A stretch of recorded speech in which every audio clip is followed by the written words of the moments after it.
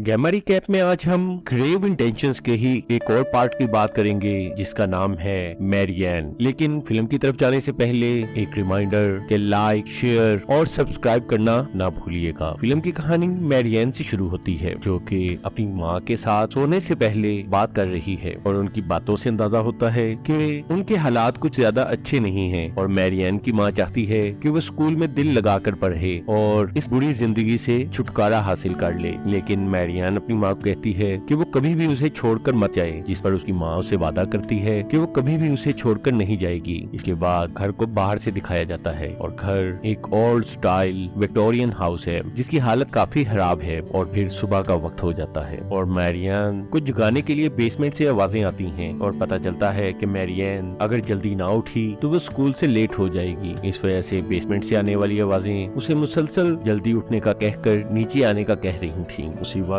Marrion के पास एक drawing नजर आती है जिसमें मैरियन के साथ एक साया नजर आता है और जो ही मैरियन उठती है तो उसके कमरे की दीवारों पर बहुत सी पेंटिंग नजर आती हैं जिनमें मैरियन उसी साए के साथ है। लेकिन इसी दौरान बेसमेंट से एक औरत मुसलसल मैरियन को नीचे बुला रही थी और आखिरकार मैरियन उठकर सीढ़ियों तक जाती है और नीचे खड़ी औरत इंतहाई अजीब अंदाज में उसकी तरफ देख रही थी। वो मैरियन को जल्दी नीचे आने का कहती है, लेकिन इससे पहले कि मैरियन नीचे जाती अचानक ही उसकी माँ पीछे से आई और उसे पकड़कर तेजी से कमरे में वापस ले गई। इसके बाद उसकी माँ सामान को उलट पुलट करने लगी जैसे कि पैकिंग कर रही है। लेकिन इसी दौरान दरवाजे पर दस्तक हुई और ये दस्तक सुनते ही मैरियन अपनी माँ के साथ बेड के नीचे छुप गई। इसके बाद जब कमरे की दीवारों पर नजर पड़ती है तो वहाँ से तमाम ड्राइंग्स गायब हो चुकी थी। अब मैरियन और उसकी माँ उस औरत के अंदर आने का इंतजार कर रही थी और आखिरकार दरवाजा खुलता है और वो औरत अंदर आ जाती है और हैरत अंगेज तौर पर उसी वक्त मैरियन की माँ गायब हो गई थी। फिर वो औरत कमरे में इधर उधर फिरती है और अचानक ही मैरियन को कोई कुव्वत बेड के नीचे से सीट लेती है। ये असल में मैरियन की आंटी थी। इसके बाद वो मैरियन को